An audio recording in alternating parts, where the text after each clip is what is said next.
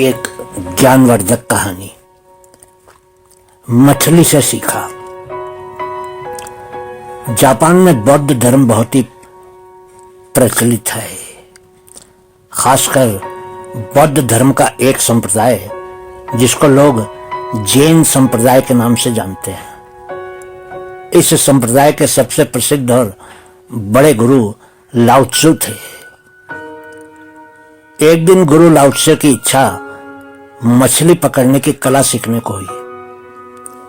उन्होंने अपने हाथों से ही मछली पकड़ने वाली एक छड़ी बनाई और उसमें डोरी और हुक लगा दिए।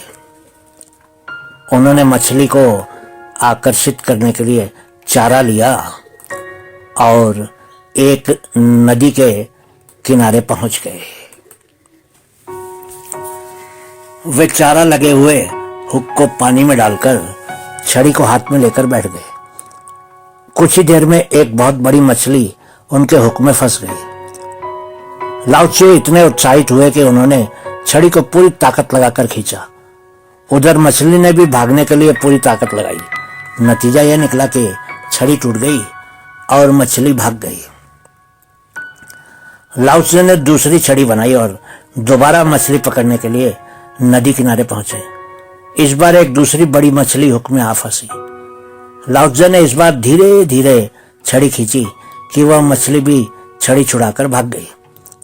अब लाओ त्सु ने तीसरी बार छड़ी बनाई और नदी किनारे पहुंचे। तीसरी मछली ने चारे में मुंह मारा।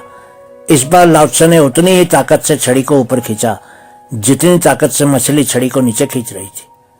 इस बार न छड़ी टूटी न ही मछली हाथ से गई। मछली जब छड़ी को खींचते खींचते थक गई तब लाओ त्सु ने आसानी से उसे पानी के बाहर खींच लिया। उस दिन शाम को लाओ त्सु ने अपने शिष्यों से कहा, आज मैंने संसार और इच्छाओं के साथ व्यवहार करने के सिद्धांत का पता लगा लिया। यह समान बल प्रयोग करने का सिद्धांत है। जब यह संसार या तुम्हारी इच्छाएं तुम्हें किसी ओर खींच रही हो तब तुम समान बल प्रयोग करते हुए दूसरी ओर जाओ। अगर तुम ज्यादा ताकत लगाओगे तो नष्ट हो जाओगे और अगर तुम कम ताकत लगाओगे तो यह संसार और तुम्हारी इच्छाएं तुमको नष्ट कर देंगी। बहुत बहुत शुक्रिया दोस्तों। ये हमारी छोटी छोटी कहानियां अपने मित्रों के साथ भी शेयर कीजिएगा।